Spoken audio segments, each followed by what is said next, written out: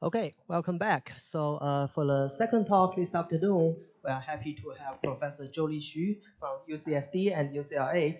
So the title of Professor Xu's talk is Computing Differentials in the Atom Spectral Sequence and the Last Kervaire Invariant Problem. Let's welcome. All right, thank you very much again for the introduction. It's a great pleasure to be here. So I'm going to give a little bit more technical talk. But I suppose if I give a talk about our proof for the last Kervaire invariant, that would be even more technical. So instead of that, I'm going to talk about give a more survey talk on how to compute differentials in the atom spiral sequence. And this is joint work with Weinan and Guozhen Wang. So I'll start with my favorite problem in linear algebra.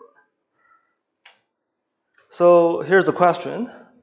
So does there exist n by n real matrices? So all the inputs are real numbers, and n many of them, a1 until an, with the following property that for any non-zero vector in Rn, and if I multiply this vector with the n matrices, so I get n many vectors in Rn, and this set of n many vectors are always linear independent. Okay, so let me repeat this question one more time. So the question asks for the existence of n many n by n real matrices, a1 to an, with the following property, such that if I multiply any non-zero vector in Rn, the resulting n many vectors are always linear independent in Rn. So if you get bored about the technical part of my talk later on, so you're welcome to think about how the answer of this question. So, but I will tell the answer right away. But I encourage you to think more about why this question is equivalent to the following one. So it turns out this question is equivalent to the half invariant one problem, which asks the following. So for which dimensions the sphere, so in this case is n minus 1, has a trivial tangent bundle. So namely, the tangent bundle has n minus 1 many linear independent vector fields, non-zero vector fields. Okay, so I'll say a little bit about how to relate these two things, but I will leave the rest for you to think about. So if there exists such many real matrices, so first of all, it has to be all invertible, right? And otherwise, I have a vector multiplication 0. So I can always assume the first matrix is identity matrix. Otherwise, I can just multiply its inverse to all the rest, and this condition here doesn't really change. Okay, and I also always assume this vector to have length 1. So therefore, it corresponds to a point on the unit sphere in Rn. Okay, and then the multiplication here is just that point on the n minus 1 sphere, and I can project the rest n minus 1 vectors to the tangent space, and they has to be linear independent everywhere. So therefore, give a trivialization to the n minus 1 sphere, so the tangent bundle. So the other direction is trickier, but it turns out the answers they're equivalent. So as we all know, this half invariant one problem was resolved by Adams, and the answer is if and only if n equals to 1, 2, 4, and 8. So namely, the spheres in dimension 0, 1, 3, and 7 are the only ones with a trivial tangent bundle. So I suppose 1, 3, they are Lie groups. Dimension 7 is not Lie group, but still using multiplications in octonions, we can still give a trivialization of its tangent bundle. All right. So in algebraic topology, the way we solve that is to use this trivialization of the tangent bundle. So an equivalent way of stating this is to get an n-stable map from the sphere in dimension 2n minus 1 to dimension 2n, dimension n, such that the co-fiber, the mapping cone, has the following cohomology with this ring structure. So namely, it has a non-zero cohomology class with sigma 2 coefficient in dimension n and class in dimension 2n, such that there's a square connection here. And of course, also coming from these four division algebras, there are four CW complexes with this property, namely RP2, CP2, HP2, and OP2, the quaternions and octonions. Okay, so this formulation is the way how algebraic topologists solve the half invariant one problem. So let's take a look at this ring structure. So in particular, the class in dimension n, its square is the corresponding class in dimension 2n. And by the dimension axiom of the Stingwall algebra, we know that square n on it must be xn squared. So therefore, in this CW complex, there's a non-zero square n Stingwall operation x non-trivially in here. So in particular, this implies that square n must be indecomposable in the Stingwall algebra. Okay, so why is that? If square n is decomposable in the Stingwall algebra, it can be written down as two consecutive operations. Then there must be a non-zero cell. There must be a cell in between. There must be a non-zero cohomology class in between to support this non-zero operation. So it cannot be the case it only has these two cells. Okay, so this implies that square n has to be an indecomposable element in the Stingwall algebra. And by the way, Stingwall algebra is algebra consists of all the Stingwall generated by all the Stingwall operations. So in the Stingwall algebra, we have the Adam relation. So using the Adam relation, we can deduce that n has to be a power of 2. Okay, for it to be indecomposable. In fact, these are the only indecomposable elements in the Stingwall algebra. So square 1, square 2, square 4, square 8, square 16, and so forth. So Adams resolved the half invariant one problem by proving the following. So when m starting from 4, namely square 16, this Stingwall operation is in fact decomposable, but in terms of secondary cohomology operations. So it is indecomposable in terms of primary operations, but there are secondary cohomology operations. And from the same logic, since it's decomposable, then therefore such a 2 or 3 cell complex cannot exist, and therefore resolved the half invariant one problem. So more precisely, square 16 can be written down in the following form. Okay, it's decomposable using secondary cohomology operations. So roughly speaking, a primary cohomology operation is just a natural transformation between two cohomology functors. So because these functors are representable by unit lemma, so that could be viewed as a map between Eilenberg-MacLane spectrum. So a secondary operation is that when we have some relations among primary operations, it can be viewed as the composite of two primary operations being 0 up to homotopy. So this specific non-homotopy can be used to define a threefold tilde bracket, and that's how secondary cohomology operations are defined. So in short, that whenever we have a relation in primary operations, there is a corresponding secondary operation. So this particular primary operation, square 16, it can be written down as square 1 times this phi 3, 3 plus other decomposable terms. This one is a secondary operation associated to this specific Adam relation. And started from square 8 times square 8, and it can be written down in these terms. So the 3 here denotes 2 to the third power, which is 8. All right, so to say more about the half invariant one problem, I'm going to introduce the Adams sparse sequence. And I'm going to focus on p equals 2 because that's what this problem is about. This is the prime where this problem is about. So the E2 page is X over the Stingwall algebra, and it converges to the stable homotopy groups of spheres as a prime 2. So the way the index works is that, so A here is the Stingwall algebra, okay? So that's the X group over it. So we have two indexes, one is S, one is T. So S is the homological dimension because we're doing X, right? That's the derived homological dimension, which is also known as Adams filtration. So T here is the internal degree. So F2 here are both the homology of a point, which is supposed to be a graded ring, but concentrated in degree 0. But in general, there is an internal degree, and T denotes the internal degree. And the differentials here, it raises a dr differential, it raises the Adams filtration, the homological degree by r, and it raises the T degree, the internal degree by r minus 1. So one way to draw a picture is, of course, use S and T, but one can use, that's the Sayre grading, but we can also use the Adams grading. Namely, we use S in here and T minus in here. And the good thing about it is that, so the degree changing here, it changes the T minus S degree by 1. So every differential in the spiral sequence, it goes to the left by 1 and goes up by R, and R starting from 2.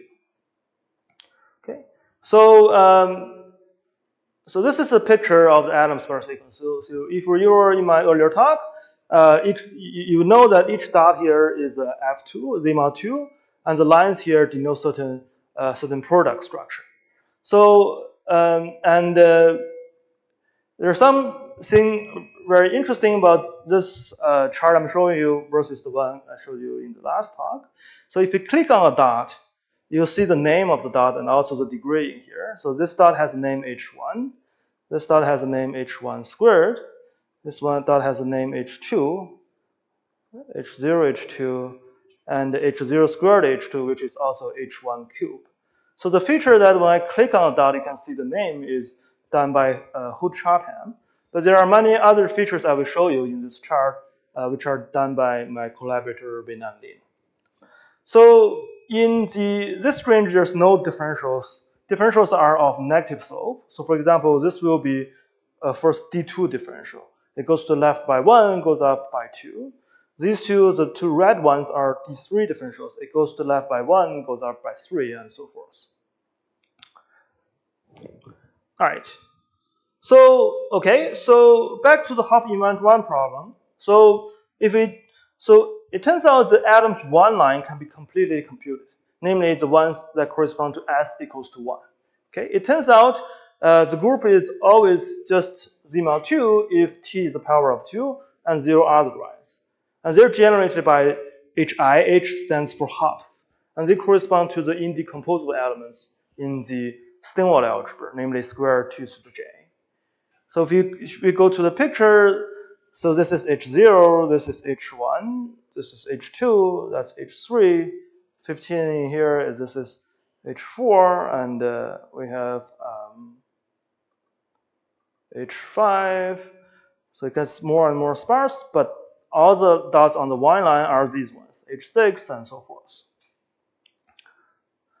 So Adams proved that the HJs, starting from the fourth one, H4, they all support a non-zero differential, namely H0 times Hj minus 1 squared. I mean, although in Adams' original proof, he only used the theory of secondary cohomology operations. He didn't use the Adams spiral sequence to prove this, but that can be translated into differentials in the Adams spiral sequence, precisely due to the decomposition of this indecomposable element in Steenwald algebra, but decomposable in terms of secondary cohomology operations and correspond to this formula. So that's the decomposition. Square 2 to the j, as I mentioned, correspond to hj. Square 1 corresponds to h0. And this secondary operation is determined by, is associated to this relation of primary operations, and that corresponds to hj minus 1 squared. So let's go back to the picture. So the first, these 4 dots all survive. So that corresponds to the fact of the spheres in dimension 0, 1, 3, and 7, they have trivial tangent bundle. And starting from H4, it supports a non-zero D2 differential. That corresponds to there's no more in this list. And it kills precisely H0, H3 squared. So this dot is H3 squared. The one with the vertical line connecting to it, it's H0, H3 squared. And if you go to 31, you see H5, and you see H4 squared, and that's H0, H4 squared. And if you go to the even next one, so that's going to be H6, killing H5 squared times H0 as in a D2 differential. So the point here is that this pattern of these differentials, they go on forever. So this connection between secondary operations and Adams' D2 differentials can be made very precise. So in recent years, by the work of Baus, Giblas, and Nassau, they developed the theory of secondary Steenwald algebra, namely consists of all the secondary cohomology operations.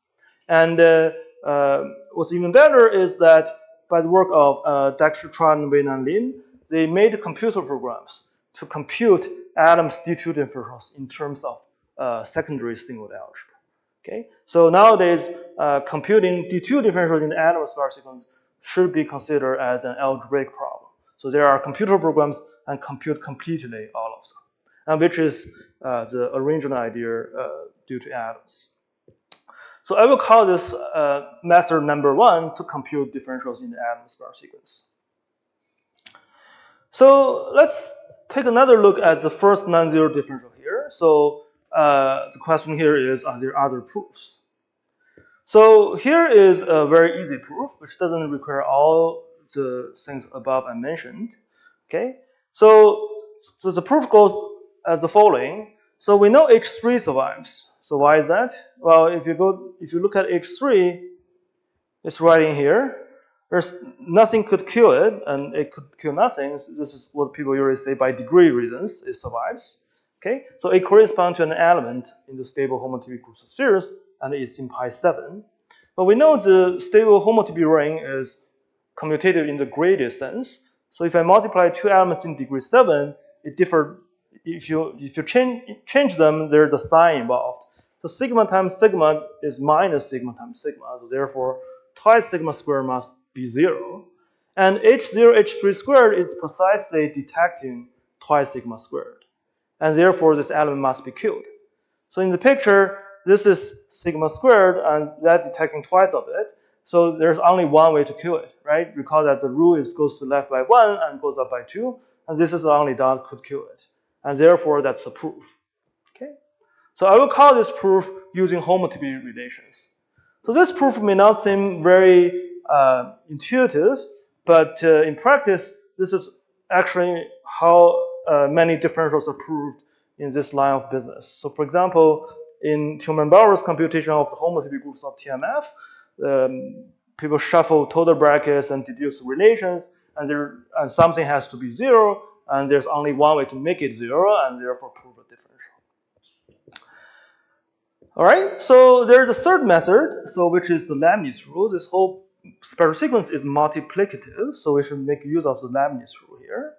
So as a naive application, you see that, so presumably this dot in here, so if you just look at the first like 12, 13 stem, there's not many room for a differential, right? It goes to the left by 1, it goes up by 2 or higher, but basically there's no room for it. But the only room for it is probably this dot could presumably support D2 differential killing this dot. But we know this is not going to happen because this dot is H1 times H3. It's decomposable. So by Leibniz rule, H1, H3, they're both permanent cycles, and therefore H1, H3 must support the 0 D2 differential. It gets more interesting. So now I'm going to present to you another proof of the half invariant one, namely the next half invariant one differential, only using the Leibniz rule. Okay, so I'm trying to prove D2 on H5 equals to H0, H4 squared. So there's a relation on the two lines. So the one line are generated by HJs, the two lines are generated by their multiples, but they satisfy this one relation here. Hj times Hj plus 1 equals to 0. So in particular, H4 times H5 is 0. So if I take the differential on the product, on 0, it has to be 0, but after I expand it, it has this form. So everything is over F2, so there's no sign involved in algebra. So we already know the answer, say, the half invariant differential on the first one, which is this expression. Then we can try to deduce the second one. But we must know that this term is non-zero to start with. Well, in fact, this term is non-zero. That's on the 4 line, because that's the 4 multiples of the H. Okay, that's H0, H3 squared, H5. So that's an element in dimension 45 in here. So this element is H0, H3 squared, H5. That's a non-zero dot on the E2 page. So therefore, and there's a relation, A also equals to H0, H4 cubed. Then since this is a non-zero expression, I can divide this expression by H4 on both sides and obtain the non-zero next half invariant one differential. So this is arguably the easiest proof of the half invariant one differential, which only requires, but it does require, we know relations up to the 4 line. Okay, all right. So this is method number 3, the Leibniz rule. And by the way, I'm going to mention 15 more methods. So in total, 18 methods of how to compute differentials in the atom spectral sequence. All right, so let's look at the next non-zero differential in here, which is this D3 differential on H0, H4. So how do we prove this non-zero D3 differential? So I will provide two proofs using two different methods, but they all sounds like a cheat. The first one, but they're actually historically how this was done. So the first one, the first method is comparison with total's unstable computation. So total computed unstable range up to the 19th stem, and in particular we know the stable range. So if we already know what the answer should be, for example, if you already know stably pi 14 is sigma 2 plus sigma 2, then if you look at this picture, so we already know this D2 differential. And we know the answer must be sigma 2 plus sigma 2. So there has to be two dots left. And the only way to make, so there are three dots, this dot must survive. So these three are all permanent cycles, so you can't kill anything, but they can be killed. This dot has to support a 0 D2 differential due to the Leibniz rule, so it cannot kill this blue dot. So the only way to make 2 out of the 3 dots go away is that these 2 dots killing these 2 dots. Okay? So that's actually historically how Peter May proved this differential in the first time. Another way is to comparison with J. So J is this well-understood part come from the homotopy groups of Lie group. So suppose we also know that. Suppose we know pi 15 of J is sigma 32. Okay, so that comes from the ballooning numbers. But you see pi 15, so there are 8 dots in a row. Okay, so the only way to have precisely 5 dots left, more or less, is to make these two bottom ones killing these 2 dots. So you can also use comparison with J to deduce differentials in the atom spectral sequence. So a remark here is that combining methods 3, 4, and 5, Peter May computed up to 28 stem. But first use Toda's unstable computation by knowing the answer up to 19, deduce backwards where the panel of differentials has to be, and then use multiplicative structure and other things to deduce all the differentials up to 28. So recall that there is the Howard uncertainty principle, which states that using unless certain methods, there's always going to hit some obstruction preventing computation to go further.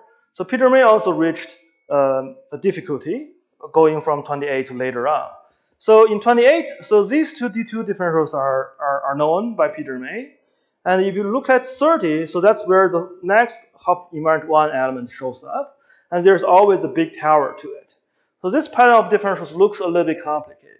But in fact, these differentials, the D2s, D3s, and D4s, are relatively easy to compute because we can compare with the J spectrum. We already know how many dots in this long tower has to survive, and there's not much room to determine which dots. It also has to satisfy the Leibniz rule, right? So we know the D2s. This one has to support 0 D2. The minimum one, it supports the D3, and so forth. There's only so many dots in stem 30 for the elements in stem 31 to kill. So therefore, the D2, D3, and D4s are actually relatively easy to prove. So the difficulty Peter May encountered was actually this D3, preventing him from knowing what happens to pi 29. So at that time, it could be the case that this dot supports a non-zero differential killing this dot, or it could be this dot supporting a longer differential killing this dot, or it could be the case that all these 3 dots involved survives. But that was not decided at that time.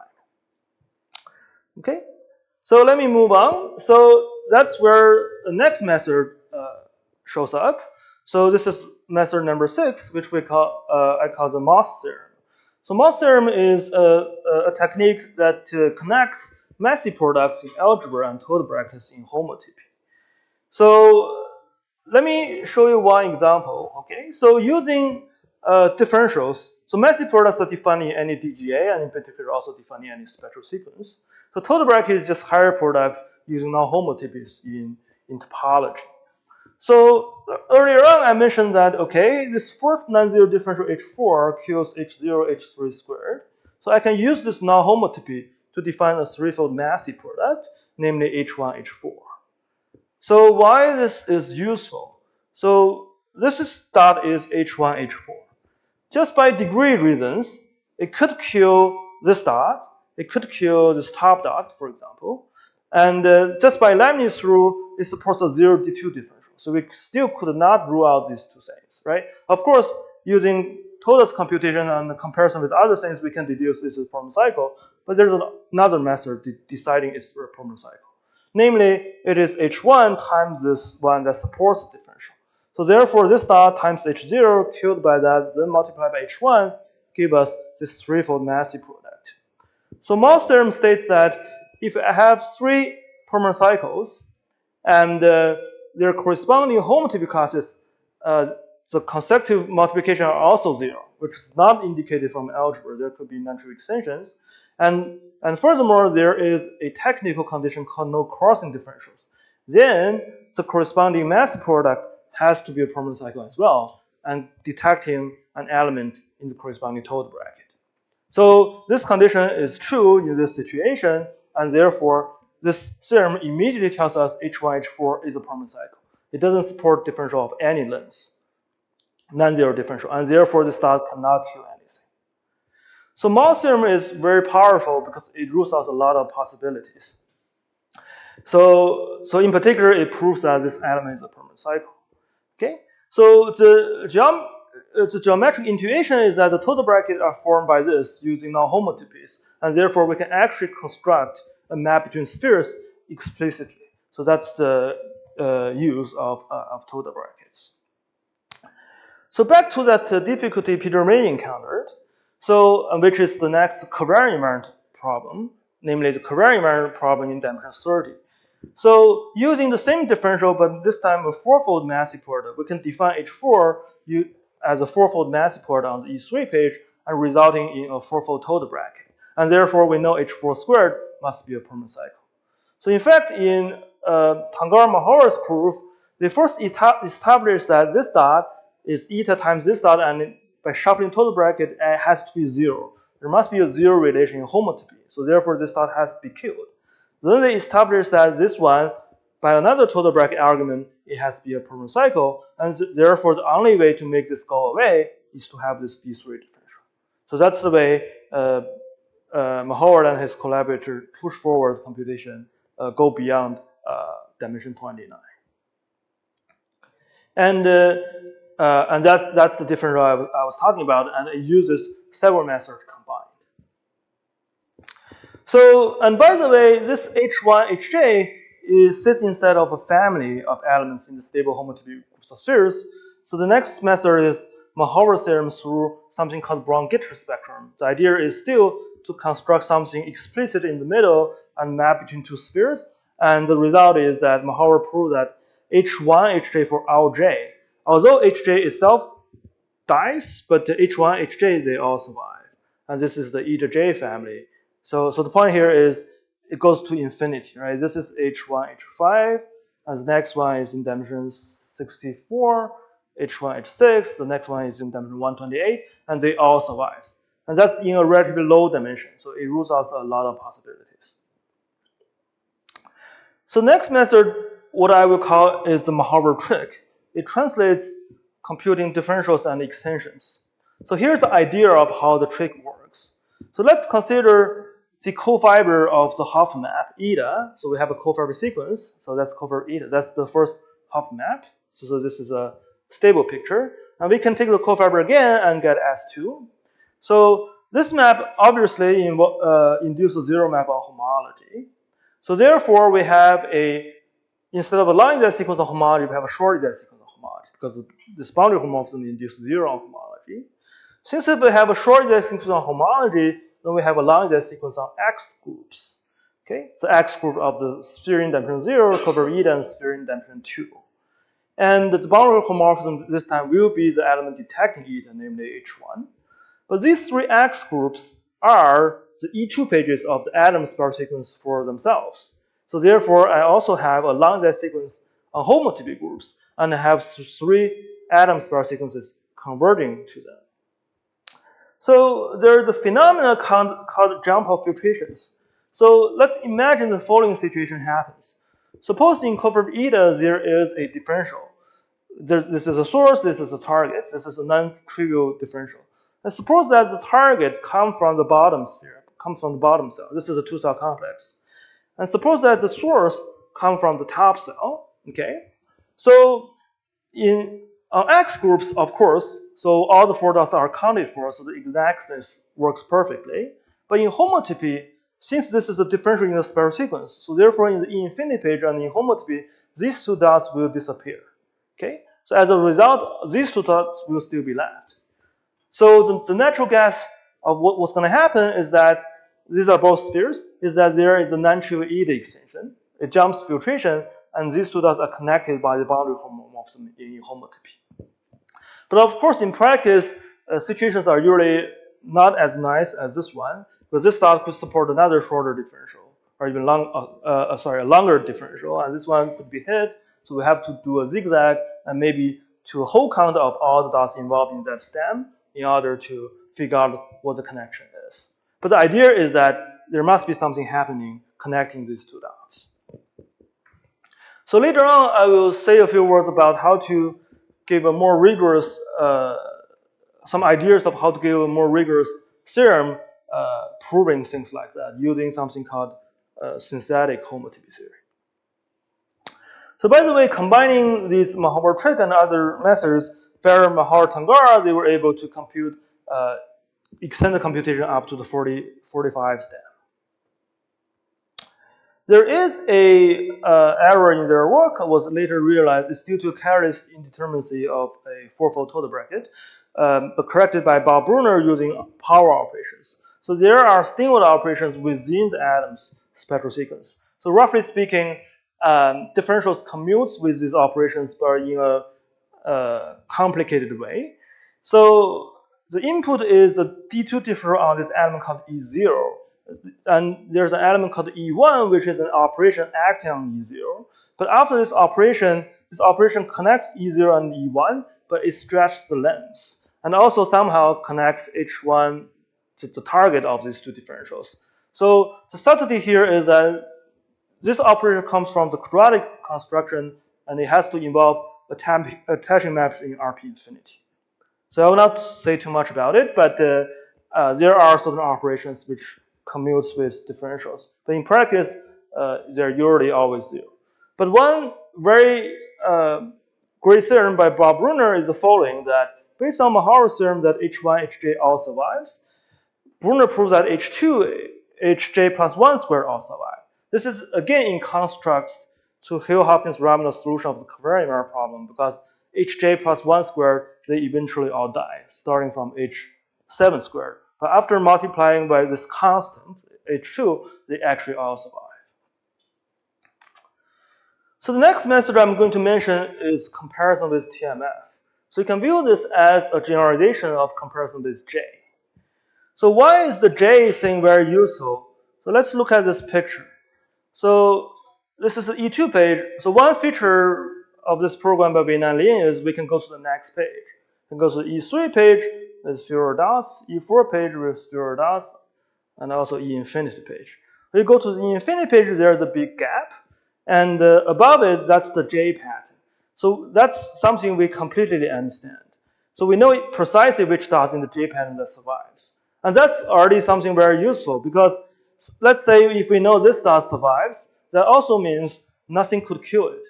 So on the E2 page, there could be a lot of dots in one higher stem, but to the left to it. But if we understand J completely, we know nothing could kill it. For example, this dot in here, it cannot kill this dot, right? Because it maps non-zero into J. This is the same story for TMF. So in TMF, TMF is also a ring spectrum amidst this unit map from the sphere. So this is a famous dot in TMF. The algebra name is called G. The homotopy name is called kappa bar. So in TMF, this maps non-zerally to TMF, and this is like a ring map. So 20 stems later, that's G squared.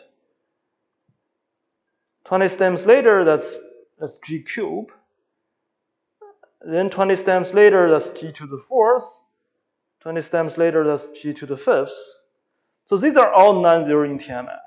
So knowing that they are non-zero in TMF would know, in particular, for example, this dot in stem 100 filtration 20 has to survive. It has to be non-zero. And therefore, in the sphere, in dimension 101, all of these dots cannot support the differential k-net. Okay. So this rules out a lot of possibility. All right. So now I'm going to talk about some methods which are more recent. The first one is the comparison with the motivic atom spare sequence by Isaacson. So just give a very quick summary. So there is this motivic category which has bigraded spheres, and there's a Betti realization functor go to the classical stable homotypic category. There is a motivic atom spare sequence is trigraded, and the classical one is bigraded. This actual grading comes from algebraic geometry, it's some kind of twist, and when we map to the classical one, this grading goes away. So it just disappears. Classically, there's a degree changing for dr differential, how it works, I mentioned earlier, but motivically, it preserves the actual rate, actual W degree. So this gives some constraints of how differential could work. So using the motivic computations, by computing both sides at the same time, Isaacson gives rigorous proof up to 59 stem, and in particular discover a new differential. This differential D3 on Q2 equals GT, leading to the discovery of the uniqueness of the smooth structure on the 56th sphere. So that differential is in here. Okay. So Q2 kills GT by a D3 differential. All right. So based on Isaacson's method, so one of my first results since I was a grad student is this one, which I call this the motivic higher Leibniz rule. So of course the higher Leibniz rule existed before this work, but let me say the following. So the Euro-Leibniz rule is just on a product, but you can also have the Leibniz rule on a threefold Massey product, which has the following formula. So, but classically, everything are bigraded, and all of these things has indeterminacies. So they are both like double cosets. So the right-hand side is a set. The left-hand side is just an element in the set. If the indeterminacy is too big, then basically it's just saying that the answer is in a certain set. It doesn't tell us the answer definitely. But motivically, because there is a third grading, it actually makes the indeterminacy smaller. And in practice, it's more useful. So based on Isaac's computation, I discovered an argument for D2 differential. So which was, at that time, was the only known proof. So this motivic argument was the only proof at that time. So of course, nowadays we have many more proofs for this D2 differential involving, for example, the secondary stimuli algebra by a computer program and other motivic methods. And this is the differential capital D1 killing this dot. All right. So, and by the way, recently, work of William Balderrama gives another argument of this differential using unstable atom spare sequence by doing this comparison of this unstable half invariant, which is very cool. So my paper was like 2 pages. This paper is also 2 pages. It didn't use much, but it gave a very nice proof of this differential. So the next one is this RP infinity method by Guozhen, Wang, and myself. So this method is based on the following idea. So there is a map called the Kern-Priddy map. So from RP infinity to S0. So this is a stable map. So as we know, unstably RP infinity is a K pi 1. It doesn't have higher homotypic groups. But stably, the theorem is saying that RP infinity has more complicated homotypic groups on S0. In fact, there is this transfer map. It maps surjectively on the stable homotypic groups. And there's a theorem by Wenxun Lin who proves that on the E2 page, on the X groups, this map is also surjective in positive stems. So these two theorems allow us to think about subquotients of RP infinity. Because if there is a differential in here, so both the source and target will have non-zero preimages in RP infinity. By studying subquotients and using zigzag of naturality, we can try to trace this differential in a lower skeleton and also in lower stems. So using this method, we were able to deduce one differential in particular, which is this differential, D3. There's a non-zero D3 differential. But it took us 40 pages to write down this argument. So together with two other differentials, that leads to this 61 sphere result that has a unique smooth structure. And from the picture, is basically saying that when we go to infinity page, everything in the 61 column disappears. But luckily, we have several other proofs for this D3 differential now, so we don't have to use this 40-page argument anymore. Then later on, there's this argument by, the method was by Gregory, Wang, and myself, and the computation was by Isaacson, Wang, and myself. So roughly speaking is that in the motivic category, there's this deformation picture. There's a parameter tau, which lives in the homological point. If we invert tau, we get back to the classical stable homotypic category, and if we mod out by tau, as in the spectral fiber, it's the derived category of a certain abelian category, which is well understood. So there is an equivalence due to the three of us. Having this deformation of categories gives us deformation of spectral sequences. So therefore, and the point here is that the right-hand side, since the whole category is algebraic, the atom spectral sequence in this category is also algebraic, and it is actually isomorphic to something called algebraic Novikov spectral sequence for BP star, and can be computed by a computer program.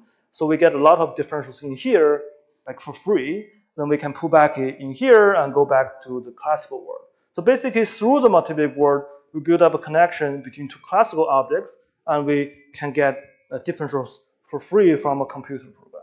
But that's all based on this categorical statement. So this method allows us to prove many differentials up to the 90th stem. Basically, combining with all earlier methods, all the ad hoc methods, it gives almost all differentials up to 90th stem. But one differential I want to draw your attention in particular is this differential in stem 93. It is a D4 differential on H5 cube. This differential is interesting because it involves this half Kervaire, this Hj elements, but the third power, and the right-hand side involves this kappa bar family, which happens in TMF. So this is the differential in here. That's H5 cube equals to H4 squared H6. It supports the 90D4 differential, killing this dot. So more recently, there's some other theory called synthetic homotypy theory. So by comparison with the synthetic atom spectral sequence, work of Birkeland, Isaacson, and myself, we were able to resolve a few undecided differential up to 90. In particular, this differential, we deduced it's a D9 cycle in stem 83. By combining the motivic method and the synthetic method, so Birkeland and I were able to prove that all the Hj cubes starting from the 6th, well, we already know the 5th, they all support non-zero D4 differentials, and they're precisely of this form. The point here is that this family of differentials are like up to infinite. So the first one is this one, H5 cube, the H4 cube survives. This is in 93. And the next one is already in dimension 189. So H6 cube, and it supports a D4 differential killing this dot, H3 cube G4. Okay. So I will say a few more words about how the synthetic methods work. When should I stop? 3:30 or? Okay, so I will finish the idea in maybe 2 minutes. So roughly speaking, there's another deformation. I will call the deformation parameter lambda. There's another category with bigraded spheres. If you invert lambda, it's again the classical stable homotypy category. But if we mod out by lambda, that's the derived category of the cohomology over the dual singlet algebra. So it has many rigid structures, just as a motivic one. The motivic could be viewed as a categorification of the Adams Novikov spiral sequence, but this one could be viewed as the categorification of the Adams spiral sequence. So in particular, these spiral sequences are more like a Bach-Stein spiral sequence. I'll skip some examples, but the point here is that before that, for a certain page, we cannot talk about extensions, but now it is actually the bigraded homotypic groups of a spectrum, and any total differential can be encoded by a map in this bigraded category. And therefore, this machinery allows us to talk about extensions on a certain page. So before that, on a certain page, these dots could die eventually, but now they leave some leftovers, and on a certain page, before differential happens, they're actually homotopy classes. So we can talk about extensions among these dots. And we can also use this to translate differentials to extensions. So with some technical condition, we deduced two newer methods. One we call the generalized Leibniz rule, one we call the generalized Mahorver trick. The idea is roughly the following. So if you want to use naturality from the differential in x to a differential in y, in the earlier case, it has to preserve the filtration. But now, since we are allowed to talk about an element on a certain page as a homotopy class, so we can jump filtration and still make it this rigorous. So therefore, we can deduce a differential from x to y and allow jumping filtration. And by proving this differential, just use the total differential in this machinery.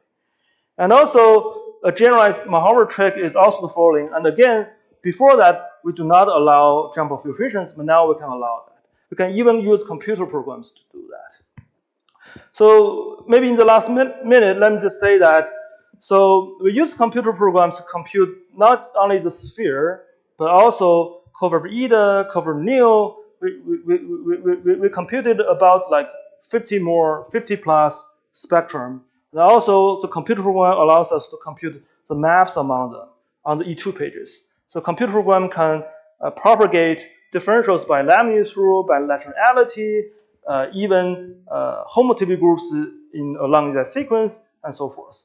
So by involving a lot of spectrum and also these new methods, so we were able to prove that H6 squared actually survives in the atom sphere sequence. And by broader theorem, there exists a free manifold Kervaire invariant one in dimension 126. So the computer program doesn't tell us immediately this dot survives.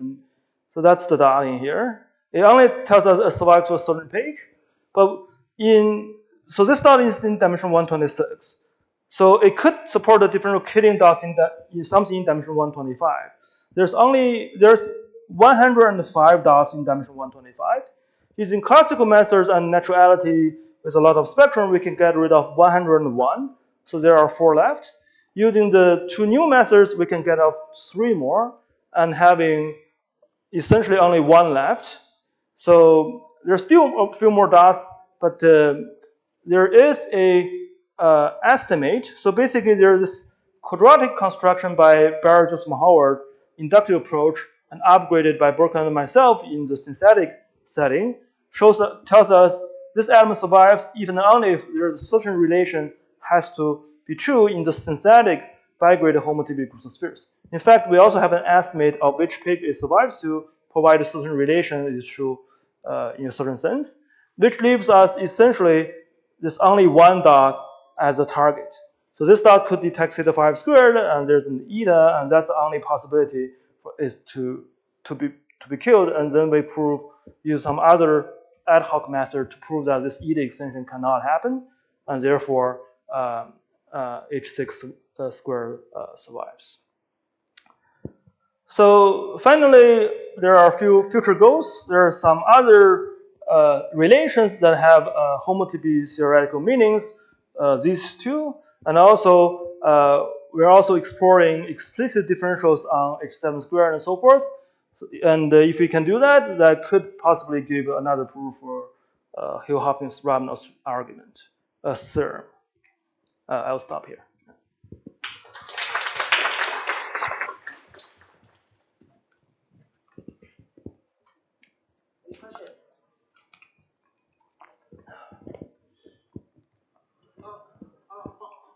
How does this take care of differential drop? Yes. I don't think I know how to answer this question. So this is done by my collaborator Weinan, who made this web page and also the program of how things work. There are many interesting features, like for example, like we have a map from covariant nu to the sphere, the quotient map to the top cell, and it also allows us to compute this map on the E2 page and can be visualized in here. So one side is, so the right hand side is covariant nu, the other side is the sphere, and this column in here is the boundary homomorphism, and you can move things like this. There are many cool features that done by my collaborator Weinan. Yes. I don't know how to answer your question. Maybe the answer is he used C++.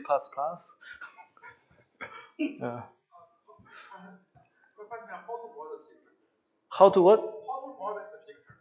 What do you mean how to draw this picture? It's available online.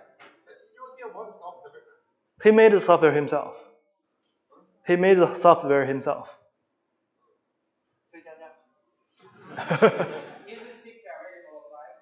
Is this picture, sorry? Is this picture available online? It will be in a few months.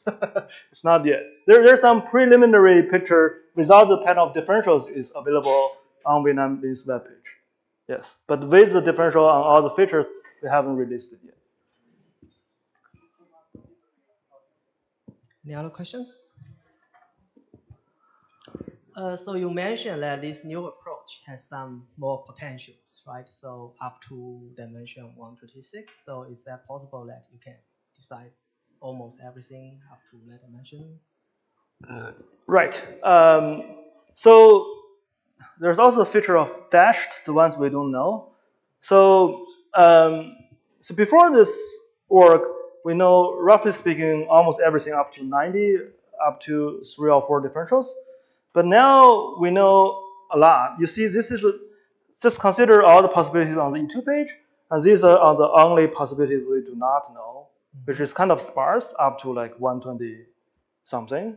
But of course, later on, we didn't draw the dashed lines, but there are a lot more we do not know. So for example, if we click on any of the stars, it also shows us like D6 on this is unknown. So namely, D2 up to D5 are all 0, but D6 is unknown. So, but for later dots, this one is also we don't know D6. This one we do know is a permanent. We know a lot of partial information. This one we don't know D14. So we have this picture up to like almost to the next half invariant. So this is on our edge. This is H7 squared. So Hill-Hopkins-Ramner proved that they die. So they have to support some differential. But we don't know precisely where they are. And the hope is that if we know precisely what the first non-zero differential on H7 squared is, then there is a hope to actually somehow propagate and deduce the rest of them. Okay. Okay. Any other questions? Okay, maybe I'll ask a stupid question. You have many different bundles here on the second page, and you know some generators. Can you tell something more about generators? Do we know something about generators on the second page? Yes. I mean, multiplicatively, the one line is generated by these HIs. Up to 3 line, that's still the case.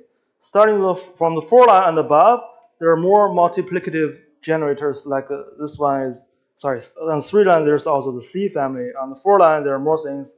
5 line, there are more things. So we only know completely the first 5 lines. But there is a theorem saying that every new generator in higher filtrations can be written down in terms of metric massey products of these HIs. So in that sense, they're all generated by HIs. But finding a specific metric massey product is still quite complicated. Okay. Right. Okay. Let's thank Professor Xu again.